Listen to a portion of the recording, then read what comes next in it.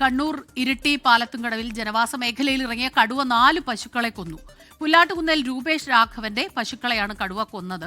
വനമേഖലയിൽ നിന്ന് 1 കിലോമീറ്ററോളം ദൂരെയുള്ള ജനവാസ കേന്ദ്രത്തിലാണ് കടുവയുടെ ആക്രമണമുണ്ടായത്. വീടിനോട് ചേർന്നുള്ള തൊഴുത്തിൽ കെട്ടിയിരുന്ന പശുക്കളെയാണ് കടുവ ആക്രമിച്ചത്. ഇന്ന് രാവിലെ പശുക്കളെ കറക്കാനായി രൂപേഷ് തൊഴുത്തിലെത്തിയപ്പോഴാണ് പശുക്കൾ ചത്തുകിടക്കുന്നത് കണ്ടത്. പശുക്കളുടെ ശരീരത്തിലെ മുറിവുകളും പരിസരത്തെ കാൽപ്പാടുകളും പരിശോധിച്ചതിൽ നിന്നാണ് ആക്രമണം നടത്തിയത് കടുവയാണെന്ന് സ്ഥിരീകരിച്ചത്. വിവരമറിഞ്ഞ് നൂറുകണക്കിന് നാട്ടുകാരും ജനപ്രതിനിധികളും പോലീസും സ്ഥലത്തെത്തി.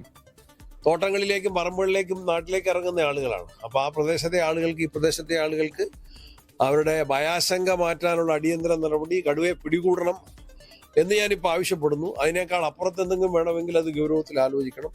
അപ്പോൾ ഈ പ്രദേശത്ത് ഇപ്പം ഇറങ്ങാൻ തന്നെ ജനങ്ങൾക്ക് ഭയമാകുന്ന ഒരു സാഹചര്യമാണ്. അടിയന്തരമായും വനം വകുപ്പ് കടുവയെ പിടികൂടാനുള്ള നടപടി സ്വീകരിക്കണം. ക്യാമറ സ്ഥാപിച്ച് അതുപോലെ തന്നെ കൂട് സ്ഥാപിച്ച് കടുവയെ പിടികൂടാനുള്ള അടിയന്തരമായിട്ടുള്ള നടപടി സ്വീകരിച്ച് ജനങ്ങളുടെ ആശങ്ക പരിഹരിക്കണം. നേരത്തെയും ഈ പ്രദേശത്ത് കടുവയുടെ സാന്നിധ്യം റിപ്പോർട്ട് ചെയ്തിരുന്നുവെങ്കിലും വളർത്തുമൃഗങ്ങൾക്ക് നേരെ ഇത്രയും വലിയൊരു ആക്രമണം ഉണ്ടാകുന്നത് ഇതാദ്യമാണ്. സംഭവത്തെ തുടർന്ന് വലിയ ഭീതിയിലാണ് പാലത്തുംകടവ് നിവാസികൾ. പ്രദേശത്ത് ഉടൻ കൂട് സ്ഥാപിച്ച് കടുവയെ പിടികൂടണമെന്നും കർഷകന് അർഹമായ നഷ്ടപരിഹാരം നൽകണമെന്നും നാട്ടുകാർ ആവശ്യപ്പെട്ടു. 24 കണ്ണൂർ. ഇനി പോകുന്നത് മലപ്പുറത്തേക്കാണ്. നിലമ്പൂർ മൂലേപ്പാടത്ത് കാട്ടാനയുടെ ശല്യം രൂക്ഷം. രാത്രിയിൽ ആനകൾ പ്രദേശത്ത് കൃഷി നശിപ്പിക്കുന്നത് പതിവ് കാഴ്ചയാകുന്നു. ഇന്നലെ രാത്രിയിലും കാട്ടാന എത്തി കൃഷി നശിപ്പിച്ചു.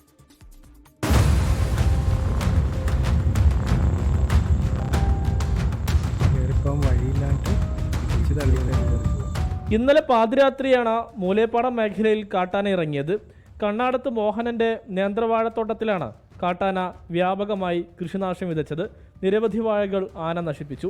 12,000 വനമേഖലയിൽ നിന്നും എത്തുന്ന ആനകൾ മൂലേപ്പാടം തറമുറ്റം ഭാഗങ്ങളിൽ സ്ഥിരം ശല്യക്കാരാണ്.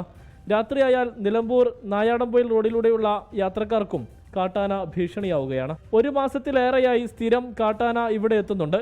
കർഷകർക്ക് നഷ്ടപരിഹാരം പോലും നൽകാൻ വനംവകുപ്പ് തയ്യാറാകുന്നില്ല എന്നും പരാതിയുണ്ട്. വന്യമൃഗശല്യം തടയാൻ ശക്തമായ നടപടി വേണമെന്നാണ് ആവശ്യം. 24 മലപ്പുറം. ലോകത്തെവിടെയായാലും ഏത് സമയത്തും 24 വാർത്തകളും ഓഗ്മെന്റഡ് റിയാലിറ്റി പാക്കേജുകളും എക്സ്പ്ലെയിനറുകളും വിശദമായി കാണാൻ ഞങ്ങളുടെ യൂട്യൂബ് ചാനൽ നിങ്ങൾക്ക് സബ്സ്ക്രൈബ് ചെയ്യാം.